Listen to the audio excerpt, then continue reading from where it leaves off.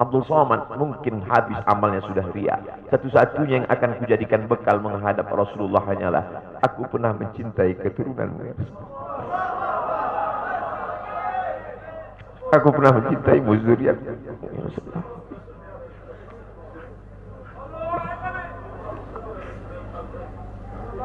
Wahai para pelaku pembuat dosa, wahai para pezina, wahai para peminum khamar yang belum bertaubat, kalau kalian belum sanggup untuk berbuat baik, kalau kalian belum mampu untuk beramal saleh, paling tidak jangan kalian sakiti zuriat Rasulullah. Assalamualaikum warahmatullahi wabarakatuh. Alhamdulillah wassalatu wassalamu ala Rasulillah wa ala alihi wa sahbihi wa man da'a bi da'watihi wastanna bi sunnatihi ila yaumi liqa'i rabbih. Al-habaib al-afadil al-ulama al-ajilla nafa'ana Allah bi ghaziri ulumihim wa bi husni adabihim wa lutfihim. Ja'alana Allah wa iyyahum ma'al habibil mustafa fi jannatihi al-ula. Orang yang menyambut beliau, kalau dia masih ada ikatan dinas, maka beberapa hari ini kita lihat orang itu dihukum dari jabatannya. Orang yang mengupdate status kalau menulis nama beliau, maka Instagramnya akan diblokir. Hanya menulis namanya saja, maka Facebooknya akan ditutup. Orang menjadi takut untuk menjenguk beliau, kecuali orang-orang yang takutnya sudah dihabiskan hanya untuk Allah SWT. Apa dosanya? Apa salahnya? Berapa triliun negeri ini pernah dirugikannya? Berapa sumber daya alam, minyak, batu bara, nikel, uranium yang pernah dijualnya ke luar negeri? Berapa BUMN perusahaan yang pernah dijualnya aset-aset negara? Ada yang pernah dia jual? Dia hanya mengajak anak muda yang selama ini pencandu narkoba menjadi bertaubat kepada Allah. Dia hanya membangkitkan semangat anak muda yang selama ini berzina menjadi orang-orang yang takut kepada Allah. Dia hanya mengajak mereka yang memakai baju hitam, pakaian hitam, berubah menjadi pakaian putih. Mereka berusaha untuk memutihkan catatan amal baik mereka di hadapan Allah. Dia hanya menyadarkan umatnya supaya sadar bahwa politik itu penting. Angkatlah pemimpin yang adil dan amanah. Dia hanya sedang mengajak umatnya supaya jangan memilih pemimpin kafir. Salahkah perbuatannya? Tidak. Dia tinggal negara demokrasi. Dalam dunia demokrasi, siapapun berhak untuk mengajak menyuarakan kebenaran. Dia tidak melawan sultan, dia tidak melawan ulil amri, dia tidak melawan siapapun. Dia hanya melawan ketidakadilan. Hari ini saya berangkat setelah sholat subuh menuju airport, naik pesawat. Setelah naik pesawat, naik mobil. Setelah naik mobil, jalan macet, saya mesti turun naik sepeda motor. Setelah naik sepeda motor pun juga tidak bergerak, jalan kaki. Akhirnya sampai kemari. Dalam hati saya berkata, celaka betul orang yang mengatakan kemarin katanya tidak ada akan menyambutnya. Sudah 3 hari, saya pikir 3 hari tidak ada orang lagi. Saya akan datang bisa duduk berdua dengan beliau. Saya tidak datang mau ceramah, saya tidak datang mau tausiah, saya tidak mau datang mau tablik akbar. Ternyata yang menyambutnya seramai ini, sebanyak ini, orang berjalan kaki, anak-anak muda berjalan kaki, orang tua, ibu-ibu duduk di pinggir jalan. Apa yang membuat mereka datang kemari? Satu, cinta. Lahu baru ni'aliha ahabbu ilayya wa asfadi balwaha, kata Qais. Debu yang menempel di sandal Laila lebih dapat menghilangkan rasa sakit dan duka aku. Hanya cinta kepada Laila, apalagi cinta kepada zuriat Nabi Muhammad sallallahu alaihi wasallam. Andai engkau orang alim, andai engkau hafal kitab, andai engkau mengerti kitab kuning, banyak ilmumu, tapi ada kebencianmu kepada ahli bait Rasulullah sallallahu alaihi wasallam, hilang keberkahan ilmu. Andai engkau punya derajat seperti seorang wali, andai engkau diangkat Allah sebagai wali, maka jatuh derajat kewalianmu hanya karena kebencianmu kepada ahli bait. Apa kata Kiai Haji Maimun Zubair? Ahli bait itu seperti Quran yang lapuk. Andai ada ahli bait itu yang nakal, yang jahat sekalipun, dia tetaplah seperti Quran yang lapuk. Quran yang buruk, andai titiknya sudah tidak ada lagi, tak akan mungkin kau akan buang. Kau tetap juga akan jaga dia, kau akan cium dia. Kenapa? La yamassuhu illal mutahharun. Allah yang mensucikan. Seorang sahabat Nabi disuruh membuang air bekas daripada bekam Rasulullah SAW. Buanglah ini, kata Rasulullah.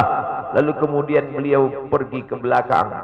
Setelah itu dia datang lagi menghadap Rasulullah SAW. Rasul tahu apa yang dia lakukan, karena Nabi dapat wahyu.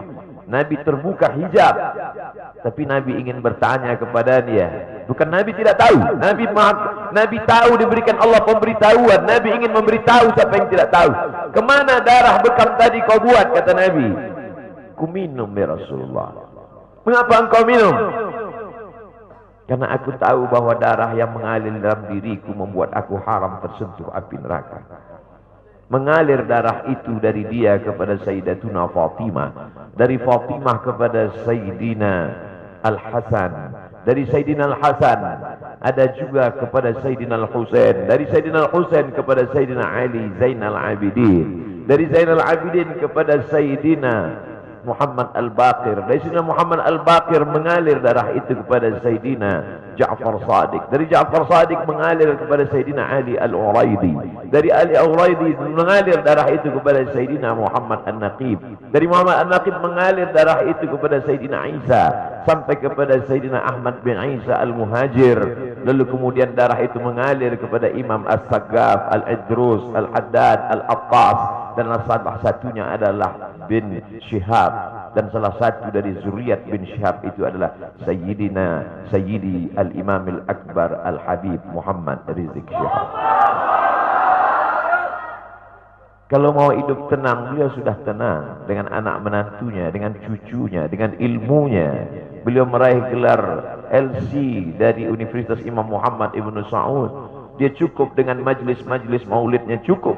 Mengapa dia bersusah payah? Mengapa dia mesti kena fitnah? Dia hanya mengikut darah Sayyidina Al-Husain. Kalau mengikut Sayyidina Al-Hasan lembut, mengikut Sayyidina Al-Hasan lembut sentuhannya. Maka para ahli bait ini mengikut dua aliran, Sayyidina Al-Hasan dan Sayyidina Al-Husain. Kedua-duanya saya cintai. Habaib yang mengikut Sayyidina Al-Hasan, saya datang, saya cium tangan mereka, saya bersilaturahim, lembut gaya mereka. Tapi mereka semua mengajak untuk mencintai Sayyidina wa Maulana Muhammad sallallahu alaihi wasallam. Tapi ada yang seperti Sayyidina Al-Husain, menggelegar suaranya, dia hunuskan pedangnya untuk musuh-musuh Allah. Keduanya adalah sama-sama diridhai Allah. Innal Hasan wal Husain sayyida syababi ahli jannah. Yang mencintai Sayyidina Al-Hasan, mencintai Sayyidina Al-Husain, yang mencintai zuriat mereka, keturunan mereka, maka dengan cinta itu bekal kita menghadap Rasulullah sallallahu alaihi wasallam. Andai aku dihadapkan nanti menghadap Allah, tahajudku tak sebanyak Imam Ahmad bin Hanbal, 300 raka'ah fil yaumi wal lailah, 300 rakaat sehari semalam. Andai aku dihadapkan kepada Rasulullah SAW, maka jihadku tidak sebanyak Sayyidina Khalid ibn Walid.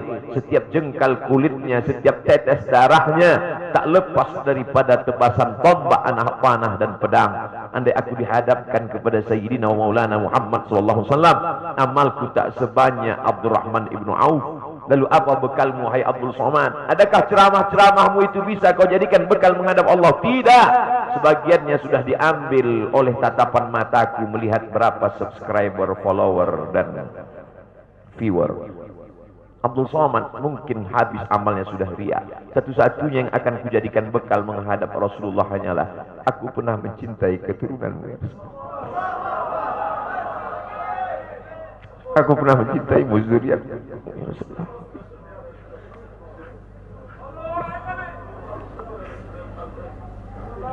Wahai para pelaku pembuat dosa, wahai para pezina, wahai para peminum khamar yang belum bertaubat, kalau kalian belum sanggup untuk berbuat baik, kalau kalian belum mampu untuk beramal saleh, paling tidak jangan kalian sakiti zuriat Rasulullah.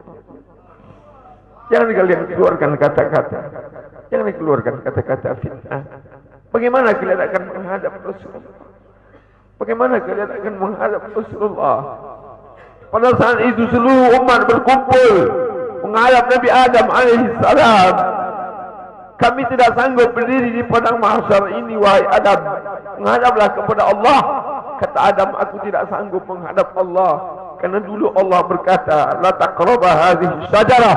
Jangan kau dekati pohon kuldi ini, tapi aku malah memakannya, ya Allah.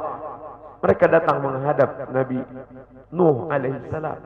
Kata Nabi Nuh, aku tak sanggup menghadap Allah. Karena anakku durhaka. Sa'awi ila jalalin ya'simuni minal ma'. Aku akan naik ke atas bahtera perahu yang bisa menyelamatkan aku dari air. Aku tak sanggup menghadap Allah, kata Nabi Nuh alaihissalam. Mereka menghadap kepada Nabi Musa, aku tak mampu, kata Nabi Musa.